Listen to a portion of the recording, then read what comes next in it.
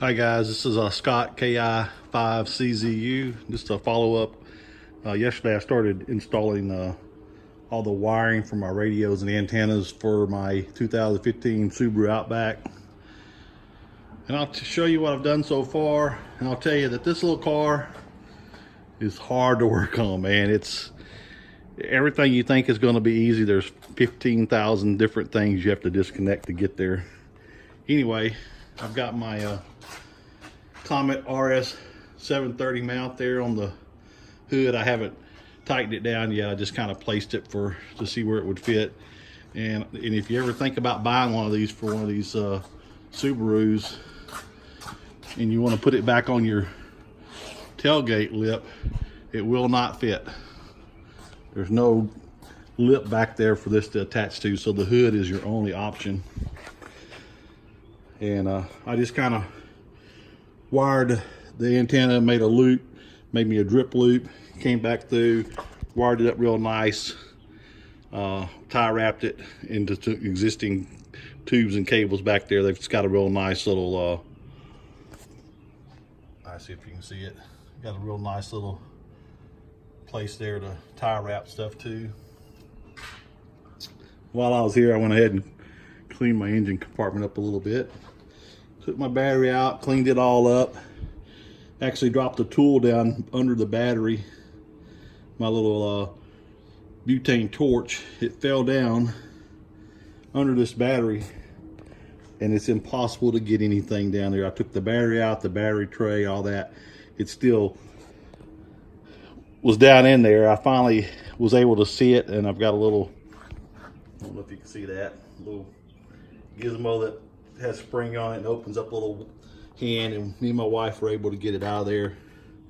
I tied my positive into my positive terminal, made a little cutout for the wire there so the cover still goes on there. I've got a fused link here for the positive. I also did one on the negative. I heard somebody say you need to put one on your negative. I'm not sure that you need to fuse your negative or not, but I went ahead and did it. I'm gonna go back and tie wrap this. I just noticed I didn't do that. But anyway, the only place I was able to get through the firewall was right next to the wiring loom, and you actually can stick your finger in there and pull the boot back a little bit, and it went right in. And it's all smooth metal. There's no sharp edges in there. So I ran my antenna and my power cable through there, and I don't know, maybe I can get in there and see. I actually got a piece of rubber and wrapped around the cable so that just in case it did rub, it wouldn't rub through the wiring, just for safety. Now I'm not finishing the inside yet, but I'm gonna show you what I've got so far. I got a light in there so maybe you can see. Anyway, I ran the cable. It came out right above the accelerator pedal, but it's not in the way of the accelerator pedal. Then I put it behind this plastic trim underneath this carpet, ran it down, came out where the existing loom was for the power seat. And I've got this terminal right here so far.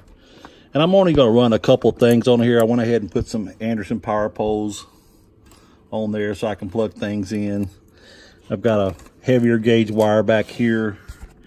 I've got to get this out the way so you can maybe see.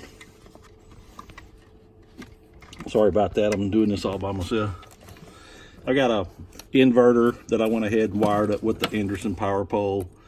I don't use that very often, but just in case I'm traveling and I need to power up my laptop or something, I'll have 110. Anyway, this is not all cleaned up yet. I haven't got my Yaesu FTM 400 yet, so I don't really know how big it is or how I'm going to mount it under here yet. I'll probably be able to bracket and then elevate this somehow off the floor. The only thing I'm going to see a problem with is if I ever have to remove a fuse. I'll probably have to little trouble getting under there to get it, but I'll deal with that. I hope I never have to have any fuse problems. But anyway, that's what I've got so far. Fixing to go ahead and mount the seat back in here. It wasn't too hard. I ended up not grounding here. I found another ground So I grounded, but I went ahead and ground it down, and my bracket, everything. I got ready to use that as a ground, but I decided not to because I didn't know if the plastic cover would fit back over or not. So anyway, because it was really tight. Anyway, I fixed to put the seat back in. It's just 4 bolts, and it wasn't that hard to lift that seat up out of the way and let me clean all the dirt back there that's been accumulating over the years. Anyway, hope this was helpful. If you have any suggestions or comments or questions, just put them in the comment section. Thanks. KI5CZU, Scott in Houston, Texas, and hope you enjoyed the video.